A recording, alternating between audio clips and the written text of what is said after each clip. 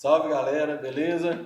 Estamos aqui com o pessoal da APAOP, onde a gente vai começar uma série de podcasts, inaugurando hoje com a gravação, ao lado aqui do meu companheiro Rondon. É um prazer estar com vocês e colaborar com a APAOP nesse podcast que vai discutir temas tão importantes para a comunidade ouro-pretana, mas para todo o país e o mundo, né?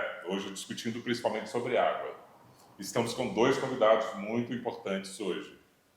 Não é, Alessandro? Isso, Emanuel Silva. Salve, pessoal. Emanuel, estamos aí presentes. O que nós podemos contribuir com esse bate-papo aqui? E a professora Cristiane Castro também está conosco. Muito obrigada pelo convite. Vamos conversar sobre a questão das águas, né, no nosso município, mas de forma abrangente, que vai se estender, né, para todo o nosso país e para o mundo, como o Rondon falou. Legal. Eu queria começar, então, provocando diretamente a Cris. Me permita te chamar assim? Claro! Né? Eu já queria provocar direto sobre o tema que a ONU estabeleceu para esse ano, para o Dia da Água, né? Que é exatamente a questão da mulher e a relação que é água e gênero, e o título, né, ficou Onde a água flui, a equidade de gênero cresce.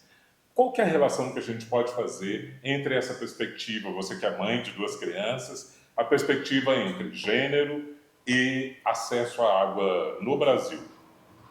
Eu acho que, de maneira geral, né, existe uma relação muito íntima entre água e questões de gênero. Porque se a gente for pensar nas assimetrias de gênero e os estereótipos, né, e tudo que é atribuído à mulher, tratando mulher de maneira ampla, né, as questões hidrológicas afetam muito diretamente, de forma muito desigual, as mulheres. Porque as mulheres, na maioria das vezes, elas estão...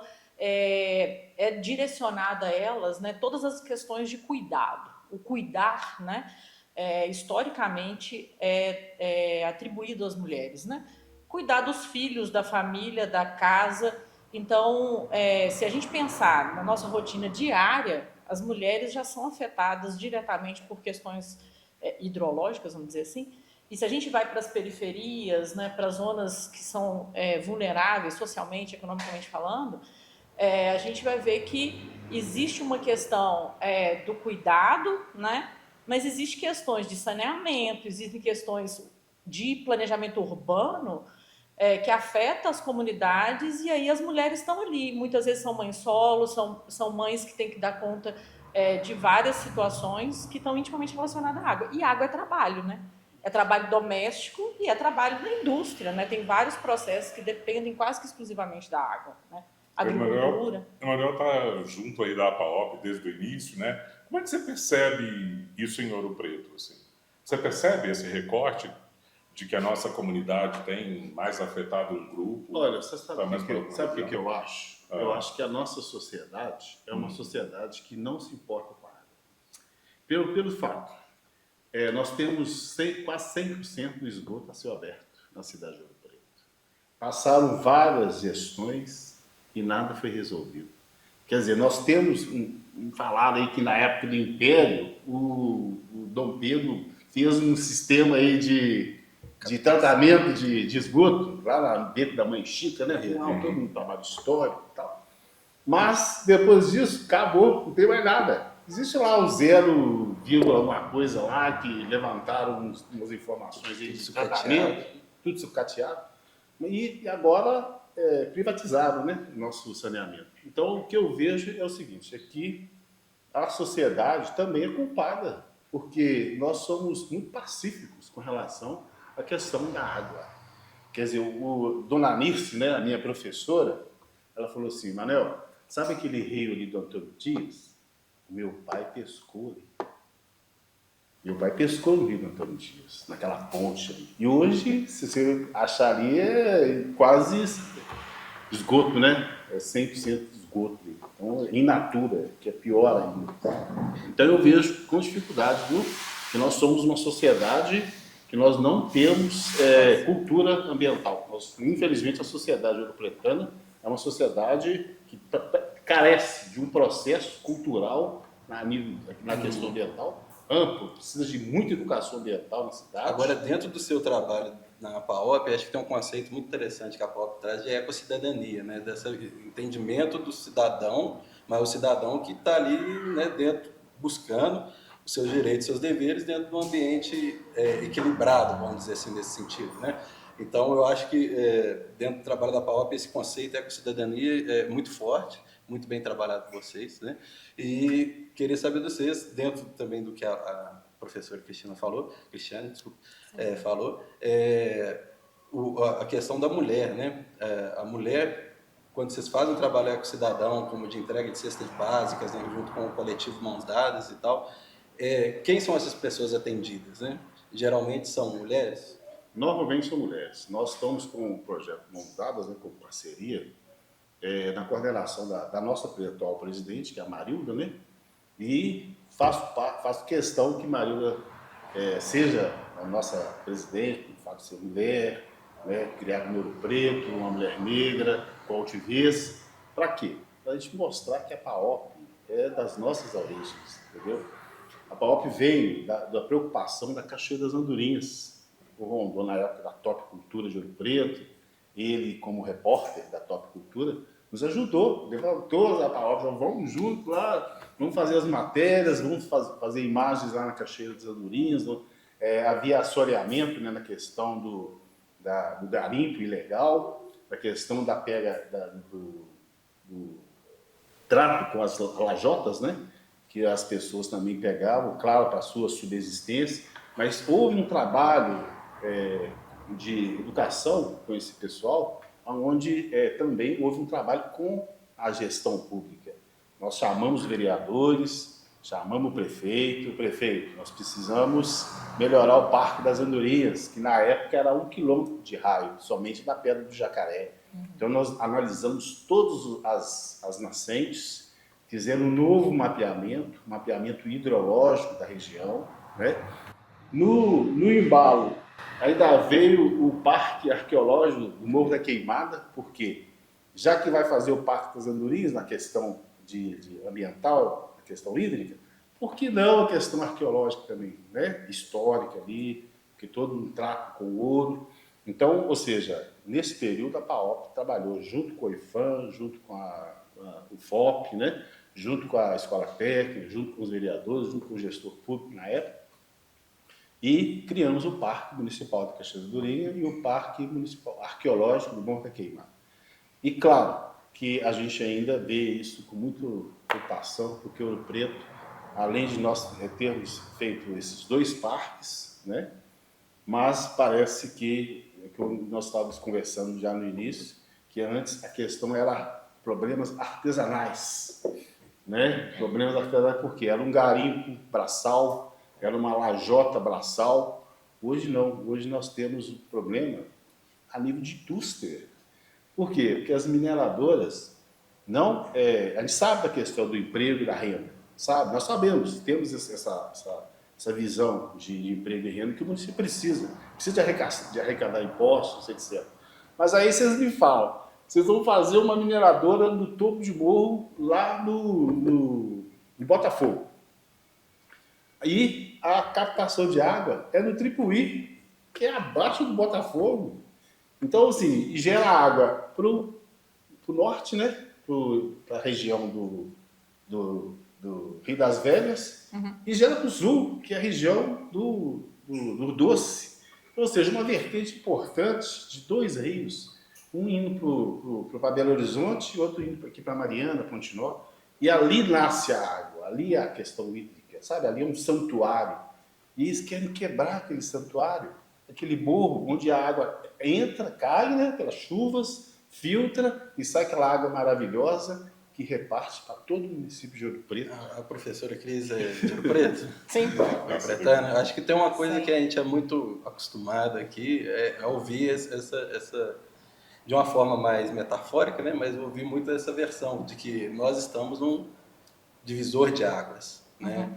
Então, dentro do seu estudo em geologia, imagino que você já deve ter visto um pouco sobre isso, né? Principalmente na área de hidrologia, né? Essa formação de 2 importantes bacias que são divididas aqui, né?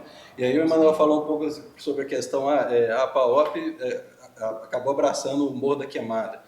E desde aquele momento, desde a mineração do século XVIII, a água fazia a mineração funcionar. A água, essas bacias, né, que sobem aí, que subiram aí os bandeirantes, né, Rio Doce, eles encontravam o ouro no rio, né? Então o rio comunicou a eles, fizeram roça aproveitando o rio. Chegaram aqui, extraíram o ouro das serras em processos que, se não tivesse água, não tinha tirado ouro. Então existem umas falácias, né, dessa tentativa de construção de uma minerodependência que fala, Ouro Preto, desde quando é Ouro Preto, depende da mineração. Antes de tudo, então, a gente depende da água, certo? Com Isso é certeza. fato, né? É fato. Então, dentro dessa formação geológica, o que você pode, né, nos esclarecer? Sim. Assim? Então, quando o Emanuel fala, né, eles têm esse discurso, né, de que tanto da minerodependência quanto que é necessário a minerar naquele lugar, né? Hoje, na América Latina, em diferentes países, já existe uma ampla discussão, inclusive de regiões delimitadas como territórios livres de mineração, por questões diversas. Uma fundamental é a questão da água, né? Quando a gente fala água, a gente pensa muito nas águas superficiais, porque é o que a gente vê, né? Mas existe toda uma rede subterrânea de água que é o que alimenta as águas superficiais, Isso. né? Desculpa te interromper, mas só para um pouco mais didático, assim, é porque a gente é muito acostumado a ver na escola aquele ciclo da água superficial, né? Evapora, vira nuvem, chove, vira rio, né? Sim. E aí a gente tem um sistema nesse ciclo que a gente não vê, que é a subterrânea, né? Exatamente. E a água subterrânea, ela é invisível, né? No entanto, ela está dentro do ciclo hidrológico, né? Porque essa questão da evaporação, evapotranspiração, que é esse ciclo da água, ele vai acontecer porque quando chove, né, a água infiltra. E ela infiltra, né? E isso tem tudo a ver com existência de vegetação. Então a gente entra na questão do desmatamento, que vai dificultar a infiltração e promover o escoamento superficial da água. Então ela vai ter enxurrada, né, ao invés de infiltração. Isso vai prejudicar o reabastecimento desse rio subterrâneo, né? E é esse rio subterrâneo, esses rios são redes, né, de água subterrânea, que vão fazer com que os rios sejam perenes, que eles continuem existindo, né? Porque a nascente, ela só existe porque ali, vamos dizer, está aflorando essa água subterrânea, ela está vindo do subsolo e ela nasce em algum lugar, né? E ela infiltra porque tem vegetação, porque tem uma série de parâmetros superficiais que permitem que ela infiltre e vai alimentar essa água subterrânea, mas também por questões geológicas, por causa do tipo de rocha que tem naquele lugar, né? Então tem rochas que são cheias de buraquinhos internamente, que a gente chama de poro, né? Como se fossem os poros aqui da nossa pele. Então as rochas, tem alguns tipos específicos de rochas que são porosas, e esses poros, além de serem pequenas cavidades dentro da rocha, eles são conectados entre si. Existem pequenas, como se fossem pequenos fios de cabelo, como se fossem veiazinhas ali, que conectam um poro no outro. Então, algumas rochas, elas são porosas e permeáveis. Então, o que preenche esse poro pode fluir, porque é essa conexão entre os poros. Então, os aquíferos, eles são rochas porosas e permeáveis. Então, a água infiltra no solo, mas logo abaixo do solo vai ter uma rocha. Então, essa água, ela preenche os poros, mas como eles são conectados, ela flui, né? Então, existe um fluxo contínuo de água subterrânea que vai alimentar as nascentes, que vai alimentar os rios, né? Agora, para ela aparecer novamente na nascente, fluir novamente, ela também depende de uma condição ambiental, inclusive das matas ciliares. Com certeza. Porque senão não adianta. E a proteção não é só não minerar, aí seria também de preservação ambiental de um sentido mais amplo. Num senso mais amplo. Aqui na nossa região, a gente tem situações diversas, né? A gente tem uma situação gravíssima que é de exploração geológica, vamos dizer assim, de bens minerais em regiões que são rochas porosas e permeáveis, então são as rochas que permitem a alimentação, a recarga do aquífero, vamos dizer assim, né? E a rocha de onde se extrai o minério de ferro é uma delas, é um dos principais aquíferos que a gente tem, que é o chamado aquífero Cauê. Cauê é o nome geológico, vamos dizer, a unidade geológica, né, é o Itabirito, de onde se extrai minério de ferro, é uma rocha porosa e permeável, né, então ela é um aquífero. Mas a gente tem outras questões relacionadas a desmatamento diverso, né? Para implementar uma mina, um processo de mineração, ocorre desmatamento. E existe toda uma legislação ambiental, né? Que muitas vezes não é cumprida por razões diversas, né?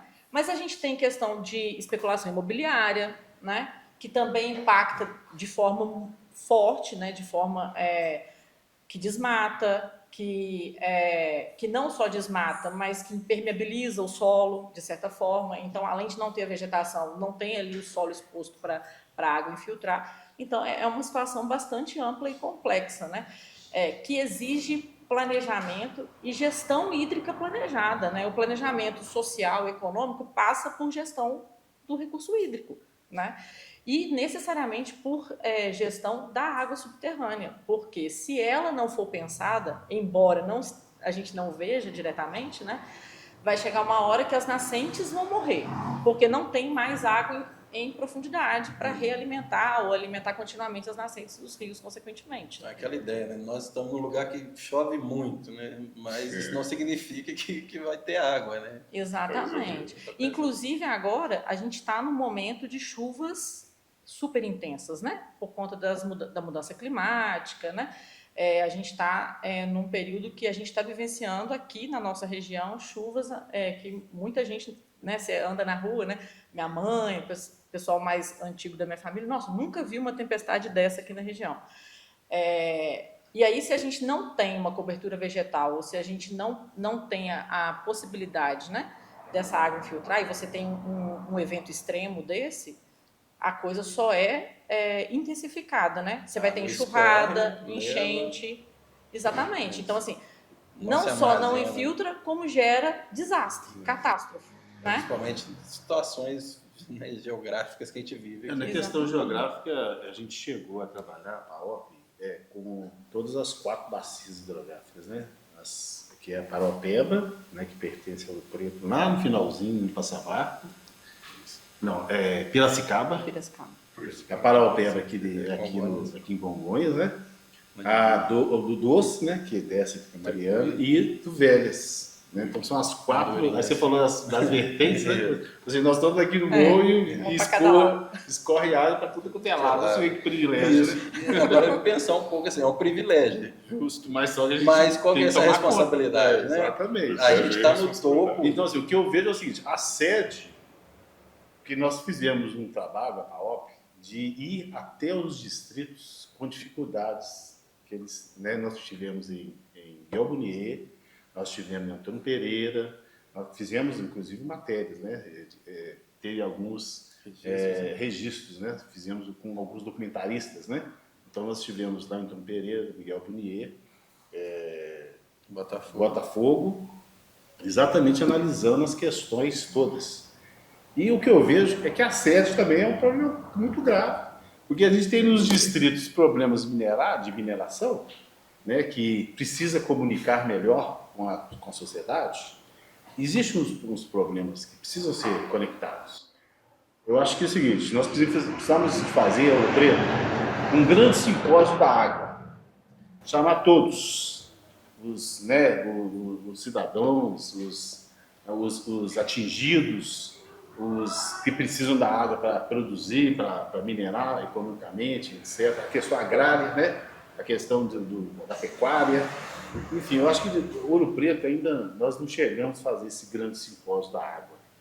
Então eu penso que nós temos universidade, nós temos escola técnica, e é um momento bacana, tá? Para a gente provocar esses grandes centros. Quando você fala de simpósio, você está retomando uma questão que vocês já citaram inicialmente, que é a educação ambiental. Né? Esse tema que parece tão simples, que parece tão trivial, me parece central nesse processo. Mas, ao mesmo tempo, me parece muito complexo de ser executado, porque um simpósio tem um efeito, mas a gente sabe que é limitado e que a gente precisa de uma educação ambiental em todos os níveis. Em base, né? Para todas as pessoas. Como é que vocês percebem o que já foi feito e o que precisa ser feito nesse direcionamento de educação ambiental para ajudar a começar o caminho? Porque eu penso que isso vai ser um processo. Só falar uma experiência que a Paulo teve, com relação à educação, né? Nós É. fizemos gincanas ambientais no início. Que é incrível. A gente, há 26 anos atrás, no ano 2000, né? Nós tínhamos a professora Filhinha, né? Vamos citar o nome dela aqui, porque ela foi fundamental nesse trabalho. Fundadora, né? E foi uma das fundadoras da PAOP. Então, o que aconteceu? A gente fazia todo ano a gincana ambiental da PAOP. E essa gincana a gente mobilizava todas as escolas, inclusive do distrito. Os distritos vinham com ônibus. A galera toda lá primeiro foi na Praça Tiradentes, fizemos na Praça Tiradentes as gincanas, depois fomos lá para o centro de convenção. Né? Então tinha um palco lá enorme, tinha um apresentador, fazia as tarefas, né? Você tinha que apresentar o que você arrecadou, como é que você ajudou uma entidade com aquele material que foi arrecadado na questão de materiais recicláveis. Enfim, várias atividades ao longo do dia todo. Ou seja, nós começávamos 9 horas, só terminava às 5 horas da tarde. E várias escolas. E claro que tem umas escolas que, né? Ou seja, era a conexão com distritos e sede na Muito questão. legal. E o trabalho era eles com criançada mesmo, entendeu? Era teatro, era cultura. Enfim, eu lembro da Top Cultura também, que nos sempre filmando. Tinha as empresas que bancavam a premiação, davam-nos computador, bicicleta, televisão. Era prêmios bacanas, né? Entendeu? Então, assim, e fizemos o trabalho. Então, hoje eu vejo algumas pessoas que chegam e dizem, hoje eu lembro da gincana ambiental que vocês faziam. Só que essas pessoas têm noção da questão ambiental, sabe? Mas ficou devendo, eu penso, ficou devendo. A gente, além da gente fazer os parques, né, 2 parques, e trabalhamos com 2 associações, começando do zero, né?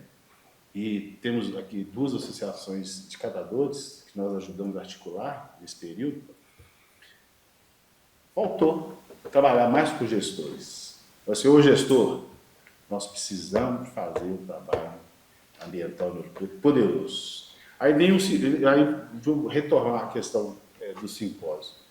É provocar. Eu acho que todo ano nós chegamos a fazer vários simpósios também, mas fazer mais, entendeu? Eu acho que as entidades educacionais e que têm recursos para fazer isso, tem que provocar a população, sabe? O que eu vejo é o seguinte, que nós, depois, né, de 5 anos de saneamento privatizado, está na hora de a gente cobrar dessa empresa que faça realmente o que foi cumprido no contrato inicial, né?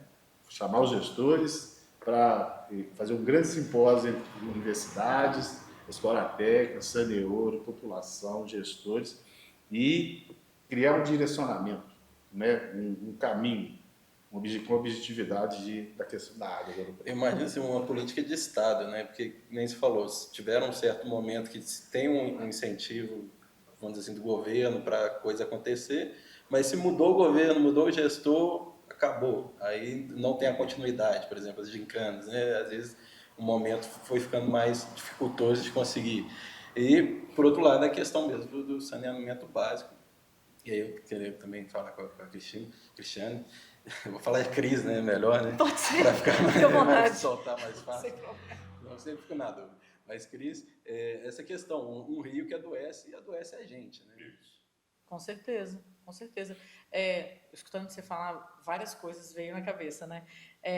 Voltando a essa relação entre mulher e água, né? Aqui em Ouro Preto, até pouco tempo atrás, porque eu, criança, via mulheres ainda lavando roupa nas bicas que tem em alguns pontos da cidade, né? Hoje é menos comum. Mas a mulher que faz a gestão diária da água, ela vai no interior de Minas, ainda tem mulheres que lavam roupa na margem dos rios, né? Isso às vezes porque está numa condição de vulnerabilidade social, mas às vezes é uma questão cultural, é histórico de uma determinada comunidade, né? E as mulheres carregam água para casa, elas fazem a gestão da água em regiões em perímetro de seca, né, de estiagem. E isso coloca as mulheres expostas a várias situações, desde questões de higiene pessoal, porque tem uma questão de saúde da mulher, que tem a ver com necessidade de água limpa, higiene pessoal e tal, mas exposta a violências múltiplas, né? Porque às vezes elas deslocam distâncias grandes distâncias, né? Para Sozinho, carregar né? água sozinha à noite ou de madrugada, muito cedo, porque tem que estar em casa com a água antes da família sair para a escola, para o trabalho e tal, né? Essa é uma questão que a gente tem, que hoje, certamente, se os jovens, né, a geração mais jovem não vivenciou em Ouro Preto, alguém da família vivenciou de ver as mulheres nas bicas da cidade, né? Mas hoje ainda muita gente aqui tem a água de casa que é água de mina, né? Que não utiliza da água da rede municipal, né? Que é uma água que nasce porque a água percola, ela flui, né? Pelas rochas que sustentam a Serra de Ouro Preto, que é basicamente o Itabirito, que, né, da exploração do minério de ferro, e também Quartzito, que é onde vem as lajotas, né, lá da Cachoeira das Andorinhas. Então, assim, tem tantas questões, né, que se entrelaçam que a gestão hídrica ela vai esbarrar em saneamento, ela vai esbarrar nas questões de riscos das encostas, na questão de saúde, né, muitas questões que vêm vindo assim, na cabeça dessa relação, né, do nosso contexto de Ouro Preto, mas que é geral, né, para outras regiões, e que tem essa relação de água e mulher. Você conhece alguma experiência exitosa sobre gestão pública da água, ou pelo menos indicações de políticas adequadas, que seriam mais adequadas? Eu acho que existem tentativas, né, de gestão de água, mas esse olhar para a água subterrânea, ele ainda é muito inexistente.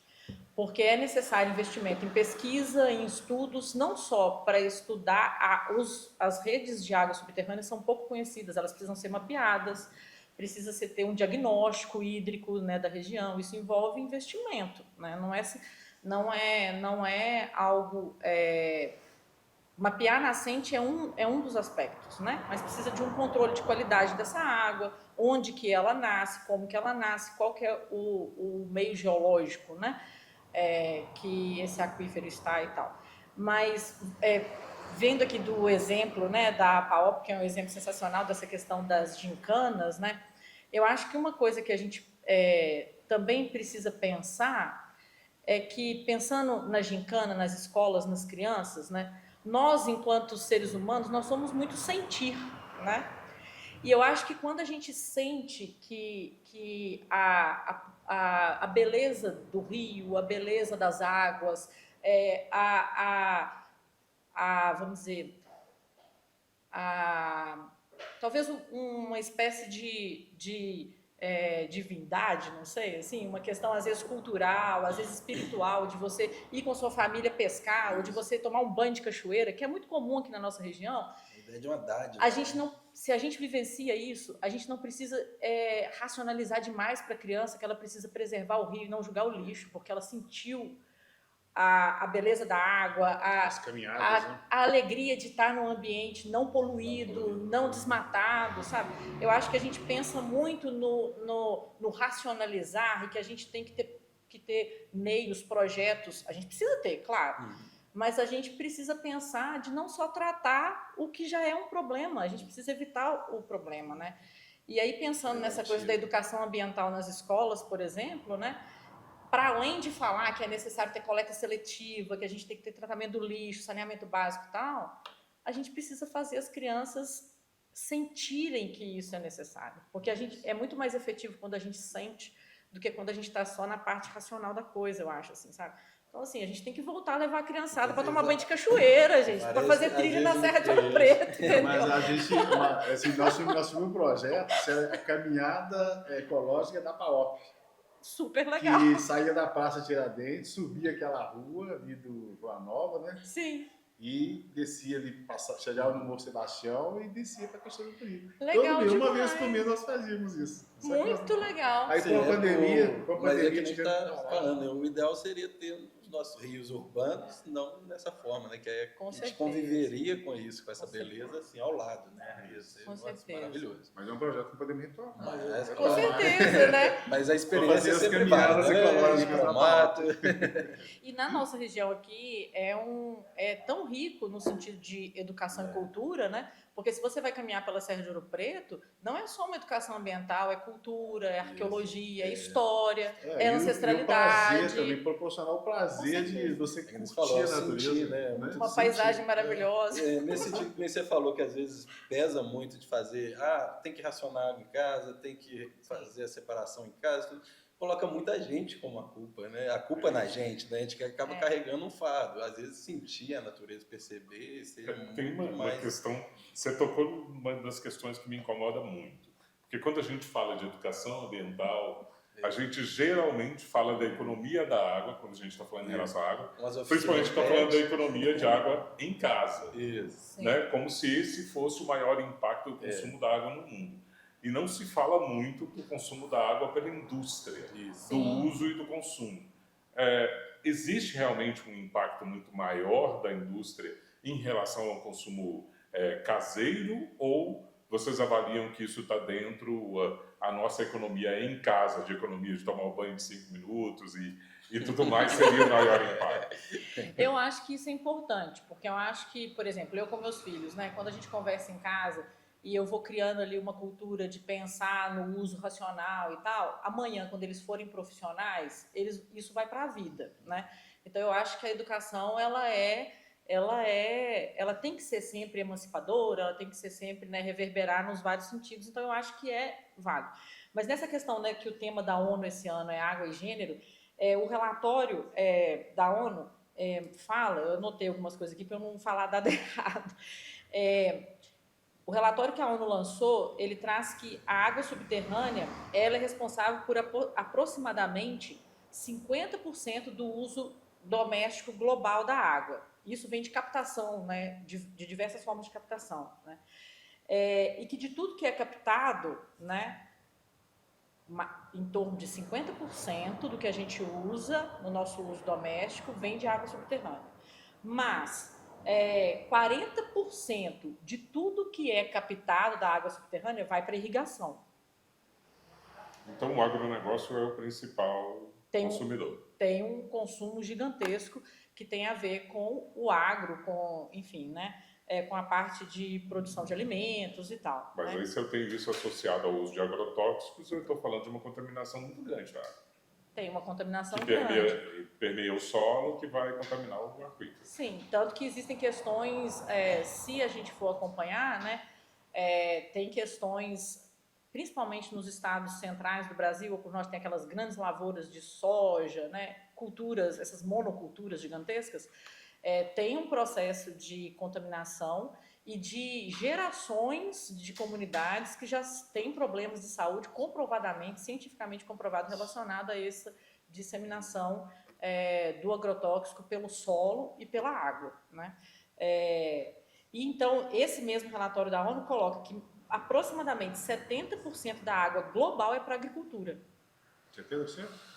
É assustador, não é? É assustador. É assustador. Agora eu vou provocar um pouquinho, gente. Sabe por quê? É o seguinte, olha. A cátedra Mulher, Água e Poder de Decisão foi trazida pela PAOP. Isso. Hoje, quem integra essa cátedra, né, é a professora Edivânia, né? E Cris também, né? Também Isso faz parte. Sim. Então, A Edivânia coordena. há já tem 15 uns anos já. atrás, nós trouxemos, veio o pessoal da ONU, né, da França, os franceses, vieram aqui, nós a recebemos, com a musiquinha, fizemos um cafezinho para eles, Por pão de queijo, claro. pãozinho de queijo, instalou em Belfort. Passou em várias mãos. Hoje chegou, graças a Deus, estava um empenho, né, administrado aí. Então, assim, o que eu vejo é o seguinte, e aí, essa cátedra?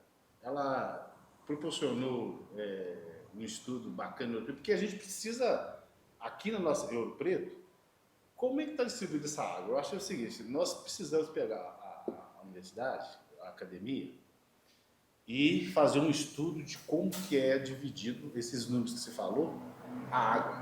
Para onde que vai para água para as casas, né, para as residências, o quantitativo para as mineradoras, o quantitativo para a questão de irrigação, né, da agricultura. Eu acho que o Ouro Preto precisa ter um balanço Sim. Também Mas na é questão difícil da ter água. esses dados, né? Porque o que é usado por algumas empresas, inclusive Conascites, a gente não tem acesso, né? Na Se não tem, temos que integralidade. ter ué, acesso. Porque tem a captação ter de água, acesso. existem os órgãos que... Teoricamente é monitorado, É principalmente monitorado. quando é bombeado, né? Você tem uma Isso. vazão específica. O Isso IGAN, não é isso? existe a legislação ambiental, ela determina o volume de água que pode ser bombeado, a vazão que tem que ter, né? A quantidade, vazão seria a quantidade de água por hora que vai sendo retirado, né? Por exemplo, se uma determinada mineradora ou uma empresa qualquer precisa bombear água, isso vai rebaixar o lençol freático, isso é monitorado, né? No caso, então, esses dados que vêm no relatório da ONU são dados gerais, mas é claro que existem os recortes por região, porque cada região vai ter a sua especificidade, né? Nós temos aqui uma região muito específica que a mineração é muito forte, né? E aí, no caso da mineração, até muito pouco tempo atrás, até os rompimentos das barragens, o processo era todo à base d'água, né? Tanto que gerava lama e tal, que estava lá estocada nas barragens. Agora existe esse discurso de que é a seco. Mais ou menos, não é a seco, porque usa água para diminuir a poeira, que é o material, as partículas em suspensão no ar, né? Tem um gasto de água, né? Pode até não estar água diretamente no processo, né? Mas está minerando a rocha que é o aquífero. Ou a rocha que possibilita a recarga do aquífero. Então, mesmo que você não use a água, você está retirando a rocha por meio da qual vai ter a alimentação das águas subterrâneas, que é o que vai alimentar os rios depois. Então, assim, é uma situação bastante específica que a gente realmente precisa. A água potável, ela é trabalhada no meio industrial, uma água de excelente qualidade que nós temos. Assim, o que eu pergunto é o seguinte, a indústria trabalha com água de excelente qualidade, água potável, não é isso? Na maioria das vezes eu acho que sim. Eu não sei esses dados. Então, esses dados que eu acho que seria interessante a gente Sim. levantar, porque No caso da casa, as águas, elas precisam ser reprocessadas, né? Mas sim. o que eu vejo, que eu sou, olha, minha formação não é na questão ambiental, eu sou metalúrgico, Sim. eu trabalho com beneficiamento. Então, eu trabalho na Fundação Gorsex atualmente. Então, o que eu vejo é o seguinte, é que os rejeitos precisam ser estudados, Sim. porque são materiais. A gente tem um trabalho lá da Fundação, que inclusive eu estou lançando um projeto lá para fazer um estudo com os rejeitos de mineração e o reaproveitamento de todo o processo da cadeia de produtiva, inclusive a água. Sim. Então, assim, o que eu vejo é o seguinte, que a indústria trabalha com água potável de excelente qualidade. Vai chegar uma oportunidade que essa água potável de excelente qualidade não vai ser mais possível na indústria. Sim. Mas me parece que não falta tanto pesquisa e provocação. soluções. Falta viabilidade financeira e Sim. interesse político. Exatamente. Que é isso que eu percebi na fala de vocês. Com certeza. Que o que falta é políticas mais... Com certeza. Porque até a informação a gente não tem consistente. Né? Eu acho que é uma questão muitas vezes política mesmo, né? E esses relatórios aí anuais, tanto tem da ONU, mas tem dos órgãos brasileiros também, né? A ONU coloca que a gente está à beira da declaração de falência hídrica global, que seria assim, não ser mais reversível, né? Chegar a um ponto de degradação ou de não só de poluição, mas de não recarga dos aquíferos a ponto da gente não conseguir mais reverter esse processo. Então, é urgente que se discuta gestão de águas. E aí é política pública mesmo, é uma questão política, e né? a gente vendo esses dados, pelo menos de modo geral, né, que a Cris trouxe, grande parte dedicada para a indústria, né, não sejam a agroindústria ou outros, como a mineração, acho que outro fato também, só lembrando aqui, a questão dos dutos de minério, né, que carregam minério por cano e vai levando água junto, né, então tem um consumo muito alto e como isso atinge de forma muito desigual, né, Sim. a sociedade, né, então a indústria, de certa forma, o que a gente imagina que no discurso econômico não vai parar de produzir em meio à crise, né, parar de produzir na crise é aumentar a crise, né, dentro dessa ideia que a gente tem aí, né, do padrão econômico e liberal. E no caso como o Manuel está falando, acho que um pouco dessa desigualdade. No caso do morador, que mora numa situação complicada, né, de uma urbanização precária, né, de falta de acessos, né, para esse, eu acho que vai ser onde a corda vai arrebentar primeiro, né? Onde, se a crise fosse instalar, as comunidades mais afetadas, né? Os mais vulneráveis não terão águas. Eu não respondi a questão da cátedra, né? Isso. A cátedra, hoje ela é composta por professores diversos, assim, tem de vários cursos e departamentos, institutos da UFOP, né?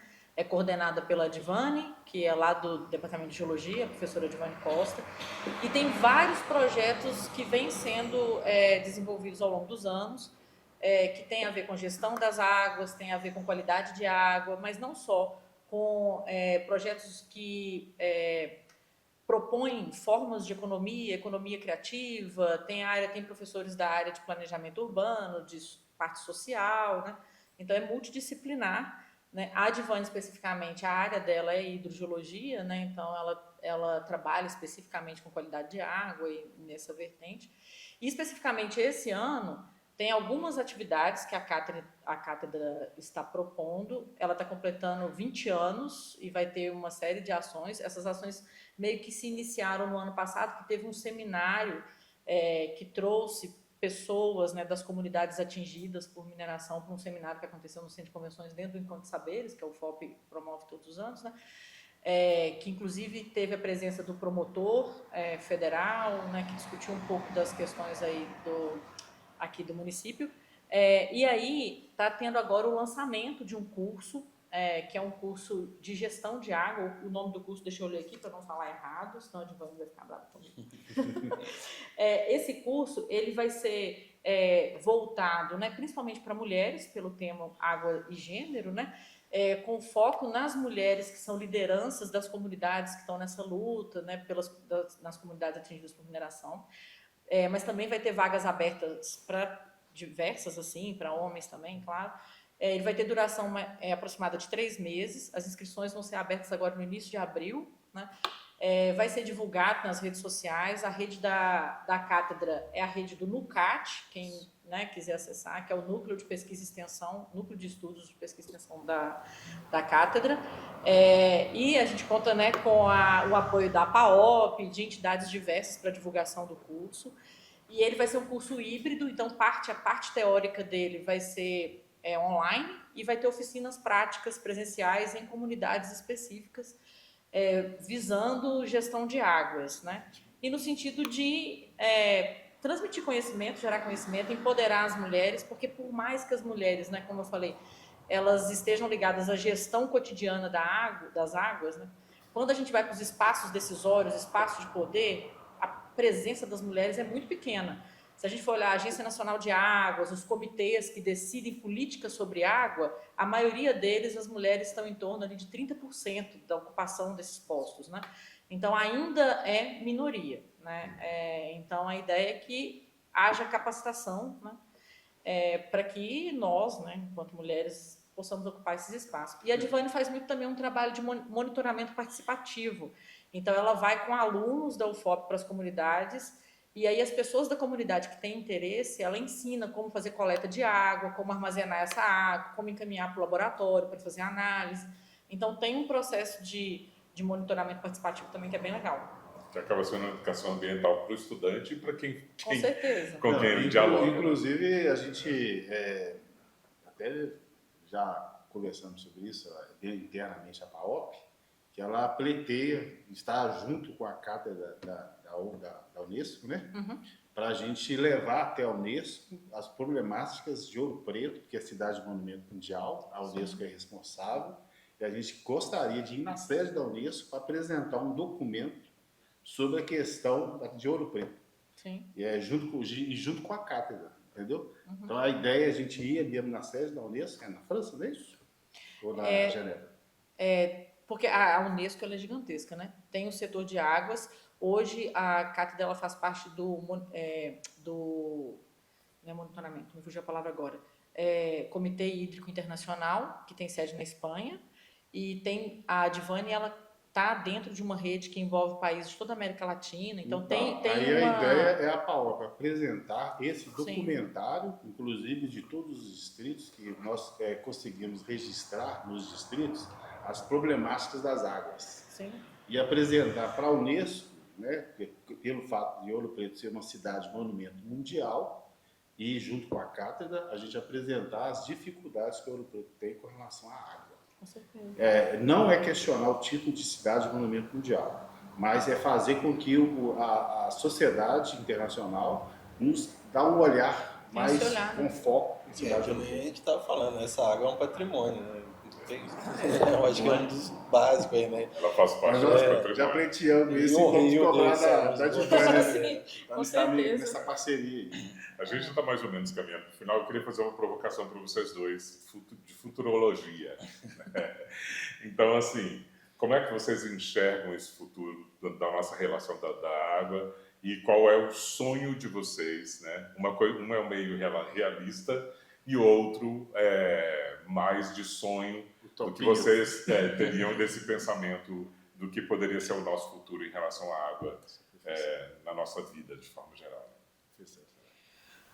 Eu acho que, assim, sonho, né? Que a gente tivesse gestores, né, públicos realmente comprometidos com políticas públicas pelo bem da população, né? Sem visar estritamente o capital, assim, né? Assim, é claro que a gente está falando de água, talvez daqui... Hoje talvez já seja, né? A gente está falando aqui de exploração de minério de ferro, terras raras, sei lá, foi o ouro há um tempo atrás, né? Talvez seja a água o bem do momento, né? Ou daqui a um tempo, né? A gente está vendo algumas guerras aí no mundo, né? Fala-se muito de petróleo, né? Mas enfim, a gente tem a água como uma questão central de muitas questões, assim, né? Então eu acho que se a gente tivesse uma gestão, né? Com um olhar, né? Realmente para desenvolver políticas para o bem da sociedade, né? Seria um sonho, assim, isso vai reverberar em várias questões, assim. Para além da nossa situação, né, puxando a sardinha para a nossa brasa, para além do quadrilátero ferrífero, a gente está no quadrilátero aquífero. Quadrilátero, aquífero, ferrífero, né? A nova terminologia. Acho que aquífero tem que vir antes mesmo, né? Porque ter sempre essa consciência que a exploração mineral vai impactar, né? De qualquer forma, vai impactar. Aí a gente tem que fazer bem esse cálculo aí no impacto. O quadrilátero ferrífero, esse nome quadrilátero é porque se a gente olhar no mapa, ele tem mais ou menos a forma de um quadrilátero, né? Assim, um polígono de 4 lados, que são serras com rochas, ou é o minério de ferro, é o itaberito, ou é quartzito, assim, varia um pouco, né? Então, assim, a maioria das mineradoras, elas estão ali instaladas, não só minerando a rocha, que é o aquífero, mas na zona de recarga, que são os topos de morro, como o Emanuel falou no começo, né? Então, é uma situação bastante complexa, que exige não só uma presença efetiva de governo municipal, estadual, federal, que a legislação ambiental que a gente tem, ela seja cumprida. A gente não precisa criar mais lei, né? Mas você está falando não só do executivo. Legislativo tem que ser cobrado, bem indicado e até o judiciário. Com certeza. E os órgãos de controle, eles estão sucateados, né? Não tem, no caso, seja na gestão das águas, seja quem faz a fiscalização dos processos de mineração, são pouquíssimas pessoas para um território gigantesco, né? Então, os órgãos não dão conta, né, da demanda de trabalho muitas vezes. E aí uma questão política, né? É arquitetado isso, né? Você sucateia porque, enfim... Quando a gente vê o terceiro setor, né, trabalhando. Porque o terceiro setor, nós já conversamos sobre isso, é a questão das frustrações. Mas também de sonhos. De sonho. Mas aí o que eu vejo... o terceiro setor sonha com sonho. Mas aí a gente não quer ver aqueles tubos sugando esgoto nos rios de Ouro Preto. Né? Que ele passa na barra ali, a gente vê aquele punhado de tubo de PVC jogando. É um sonho não ter aquilo ali. É um sonho ter o rio limpo. Entendeu? Com certeza. A gente chega na Cachoeira da Dorinha, ver o ecoturismo funcionando de forma esplêndida. Todo mundo, a comunidade em volta, no tal, né, do ecoturismo, pela base, né? vai trabalhando Turismo de base, no emprego e renda, né? A gente vê, por exemplo, alguns modelos, né, lá em Bonito, né, funcionando, o ecoturismo funcionando de forma mais profissional, né? Então, eu acho que o Ouro Preto tem condições de trabalhar o ecoturismo de forma profissional. Né? A gente vê os distritos, aí, os hotéis, fazendas, os Turismo rios, rural. né? A gente vê lá que Bar do Ricardo, lá, aquele rio maravilhoso passando lá, Vida limpinho, velha. a gente senta lá, toma uma cervejinha. Então, assim, tem que conservar a nascente, só não adianta você ficar lindo lá, entendeu? Já tem um parque lá, quer dizer, a PAOP fez a parte dela. Hoje o Ricardo está né, tá se beneficiando com o parque que existe em cima das nascentes. Então, assim, é possível Ouro Preto ser um grande centro do ecoturismo, de hotéis, fazendas, turismo rural. Gastronômico. É possível, porém a gente temos que sair um pouco da caixa, Sim. da questão minerodependência, esse Sim. termo aí que o pessoal usa, né? Minerodependência. Então nós temos que sair da caixa, criar novos métodos de gestão, fazer um turismo ecológico Sim. de forma profissional. Eu não sei qual o termo que o projeto lá da mina Dudu usa, não sei se é afroturismo, Afroturismo, né? na Que periferia. também é trazer um resgate histórico, né? Verdade. Que muito do que a gente conhece da metalurgia, da mineração, vem, né, de toda uma população que foi trazida para cá, nas condições que a gente sabe, que também é algo que precisa Então, acho que ser trazido. precisamos sair da caixinha. Essas Totalmente. fazer um técnicas pensamento de mineração vieram com os africanos e aplicavam isso. E utilizando o quê? A água, que era o principal motor, né, do século XVIII, né, que Com não tinha certeza. motor a vapor nem nada. O motor, o que movia as coisas a na água. mineração sempre foi a água, né? Sim, é isso aí. Acho que é isso. Acho que a gente pode encerrar, Nelson. Encerrar? Tava tão bom, vamos lá. Mas o bom é ficar com o desejo de querer ver mais. Isso. Pessoal, Tem uma coisa que a Divane fala muito, o Manuel trouxe, né, que uma das grandes, essa coisa da atuação do terceiro setor, né, as iniciativas populares, tanto para projeto de lei, né, mas também para a criação de unidades de conservação, que a gente tem alguns movimentos, né, que através de iniciativa popular pode ser propostas, né, que talvez uma das formas, né, mais efetivas, e a Divane bate muito nisso sempre que ela fala, né, que ela traz os dados que ela tem levantado nos estudos dela, que uma forma indireta, mas não tão indireta assim, de proteção dos aquíferos é a criação de unidade de conservação, porque você não desmata, você protege a mata, você acaba protegendo a infiltração. E a questão da agricultura mantém-se familiar também, né? Também. Que a gente vê isso com bons olhos. Né? Agroecologia. Agroecologia, né? tá Surgiu num brinde. Sim, é o nosso né? primeiro Já que podcast. nós estamos aqui Com água pura. com a água pura né? E que esse brinde da água aqui, ó, Ao futuro da ao nossa futuro água. da nossa água. A gente encerra então esse episódio dos podcasts da PAOP. Pessoal, agradecendo muito a presença de Manuel, da Cris, a professora, não vou arriscar errar agora, e de Rondon, nosso companheiro. Espero que Prazer estar aqui com estejamos vocês. nos próximos capítulos de novo. E vocês acompanham nós lá, viu? Tamo juntos. Vamos continuar Com trazendo certeza. mais pessoas. O próximo, provavelmente, aí o Dia da Terra. Né? Até o próximo episódio. Eu que agradeço, muito obrigada pelo convite, né? Você tinha me perguntado no começo se eu sou ouro-pretana, sou da comunidade ali do Botafogo, toda minha família materna é de lá. Então, Então tenho memórias, né, aí da infância, enterrado, dos rios, Sim. das águas ali, né? Então é uma alegria, né, participar desse movimento que tem em Ouro Preto. Obrigada pelo convite. Agradecemos. Tamo junto. Deixou. Até a próxima. Oi. Gente,